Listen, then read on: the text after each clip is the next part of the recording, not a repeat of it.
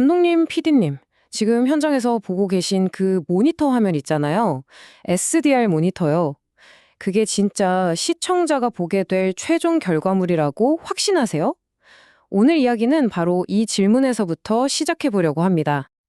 그래서 오늘 이 현장 HDR 모니터링이 어떻게 감독님의 비전을 끝까지 지켜주는 핵심 열쇠가 되는지, 그리고 그거 비싸잖아 하는 생각 없이도 어떻게 시작할 수 있는지 그 실전 팁들을 하나씩 풀어보려고 합니다. 네, 그래서 순서는 이렇습니다. 먼저 SDR에 어떤 위험이 숨어 있는지 보고요. HDR로 넘어가는 세 가지 방법, 그리고 어떤 모니터를 골라야 하는지, 기술적인 설정은 어떻게 해야 하는지, 마지막으로 핵심 요약까지 쭉 훑어볼게요. 자, 그럼 첫 번째, SDR의 숨겨진 위험입니다. 왜 우리가 보는 게 다가 아닐까요? 사실 대부분 현장이 아직 SDR 모니터를 쓰잖아요. 근데 여기에 진짜 예상치 못한 함정이 좀 있습니다. 이 문장이 진짜 핵심을 찌르죠. 후반 작업에서 HDR을 처음 확인하면 예상치 못한 문제들이 발견된다. 이게 무슨 말이냐면요. 현장에서는 오케이, 완벽해 했는데 나중에 색보정실 HDR 모니터에서 보니까 헉 하는 거죠. 이건 그냥 돈이랑 시간만 더 드는 게 아니에요.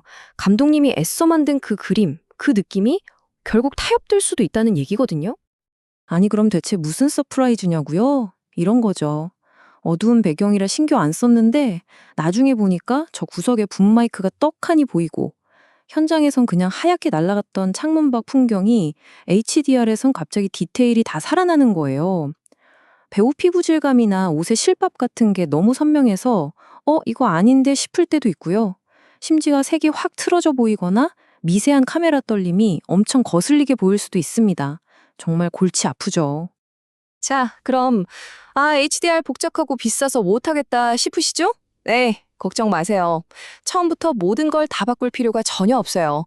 우리 제작 환경에 딱 맞게 아주 현실적으로 시작할 수 있는 세 가지 길이 있습니다. 한번 보실까요? 자, 여기 세 가지 방법이 있어요. 첫 번째, 제일 가볍게 시작하는 카메라 테스트. 프리프로덕션 때 딱 하루만이라도 HDR 모니터로 테스트해보는 거예요. 비용 부담은 거의 없으면서 HDR이 이런 거구나 하고 감을 잡을 수 있죠. 두 번째는 제한적 운용. 촬영 초반 한두 주 정도만 HDR 모니터를 빌려서 써보는 겁니다. 핵심 스태프들이 적응할 시간을 주는 거죠. 마지막으로 가장 이상적인 HDR 모니터 1대 운용. 이건 뭐냐면 촬영 내내 딱 한 대만이라도 제대로 된 HDR 레퍼런스 모니터를 두는 거예요. 감독님이나 촬영 감독님이 정말 중요한 장면을 최종 컨펌할 때 쓰는 기준점으로 삼는 거죠. 좋아요. 그럼 우리도 한번 해보자. 마음을 먹었다면 이제 뭘 사야 할까요? 그렇죠. 바로 모니터입니다. 이미지 뒤에 숨겨진 기술, 이걸 알아야 제대로 고를 수 있습니다. 모니터는 크게 LCD랑 OLED 이 두 가지로 나뉜다고 보시면 돼요. LCD는 뭐냐면 뒤에 커다란 형광등을 켜놓고 그 앞에서 셀로판지로 색을 만드는 방식이라고 생각하시면 쉬워요. 그래서 완벽한 검은색을 만들기가 좀 어렵죠. 빛이 새어나오니까요.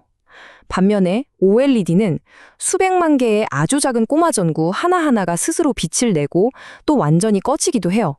그러니까 진짜 검정색이 가능한 거죠. 시야각도 훨씬 좋고요. 물론 아주 쨍한 대낮 야외에서는 백라이트가 강력한 LCD가 더 잘 보일 때도 있긴 합니다. 혹시 LCD 모니터를 보신다면 이 백라이트 방식을 진짜 꼭 확인하셔야 합니다. 글로벌 디밍은 방 전체 조명을 스위치 하나로 껐다 켰다 하는 거랑 똑같아요. 그래서 어두운 장면 찍는데 화면 전체가 그냥 훅 어두워져 버리면 조명 감독님은 정말 환장하는 거죠. 반면에 로컬 디밍은 방 안에 스탠드 조명을 여러 개 두고 필요한 것만 껐다 켰다 하는 방식이에요. 훨씬 정교하죠. 물론 그 조명들 경계선에서 빛이 살짝 번지는 헤일로 현상이 있을 수는 있어요. 자, 여기서 진짜 중요한 거 하나. 제발 BSDR은 피하셔야 합니다. 이게 뭐냐면 브라이트 SDR, 그러니까 밝기만 한 가짜 HDR이에요. 스펙상으로는 HDR 신호를 받을 수는 있는데 정작 화면으로 보여주는 능력은 그냥 SDR인 거예요. HDR 지원이라는 마케팅 문구에 혹해서 샀다가는 그냥 비싼 돈 주고 SDR 모니터 쓰는 거랑 똑같은 꼴이 됩니다. 이건 정말 조심하셔야 해요. 그리고 스펙 시트만 볼 게 아니라 이런 현실적인 문제도 꼭 체크해야 해요. 최대 밝기가 최소 1000니트는 나오는지 이건 거의 기본이고요. 또 감독님이랑 촬영 감독님이 같이 옆에서 보는데 색이 이상하게 보이면 안 되잖아요. 시야각 중요하죠. 그리고 의외의 복병이 팬소음이에요. 동시 녹음하는데 모니터에서 윙 소리 나면 정말 난감하거든요. 마지막으로 무게. 좋은 HDR 모니터는 생각보다 무거워요. 우리 장비팀 스탠드가 버텨줄 수 있는지도 미리 확인해야 합니다. 이런 디테일이 현장을 좌우해요. 자, 모니터까지 골랐습니다. 그럼 이제 카메라에서 나온 신호를 모니터까지 어떻게 무사히 그리고 정확하게 전달할 것인가? 이 기술적인 워크플로우를 한번 짚어보죠. 이건 DIT 분들이나 기술팀에서 주로 신경 쓸 부분이지만 감독님이나 PD님도 개념은 아시는 게 좋아요. 핵심은 이거예요. 첫째, 카메라에서는 색 정보를 가장 풍부하게 담을 수 있는 로그로 10비트 이상으로 촬영하고요. 둘째, 그 신호를 옮길 때 케이블이나 분배기가 신호를 깎아먹지 않도록 규격에 맞는 걸 써야 하고요. 셋째, 이게 정말 중요한데 현장의 SDR 모니터랑 HDR 모니터가 서로 다른 말을 하면 안 돼요. ACS 같은 색상 관리 시스템으로 통일해서 두 모니터가 같은 기준을 보도록 만들어줘야 합니다. 마지막으로 이 러트라는 건 색 보정 값인데 33포인트 3D 러트를 지원해야 우리가 원하는 색을 훨씬 정교하게 표현할 수 있다. 요 정도로만 이해하셔도 충분합니다. 촬영 감독님들, 지금부터가 정말 중요합니다. 우리가 수십 년간 몸으로 익혔던 그 노출 감각을 이제는 한번 리셋해야 할지도 몰라요. SDR에서는 파형 스코프의 중간에 노출을 맞추는 게 국룰이었잖아요. 그런데 HDR은 표현할 수 있는 밝기의 범위가 훨씬 넓어졌기 때문에 우리가 생각하는 적정 노출이 스코프상에서는 훨씬 아래쪽에 위치하게 됩니다. 마치 지도를 축소해서 보는 것처럼요. 이걸 인지하지 못하면 나도 모르게 계속 어둡게 찍고 있을 수가 있어요. 이건 정말 큰 변화입니다. 자, 그럼 오늘 얘기가 좀 길었는데요. 딱 이것만 기억하자.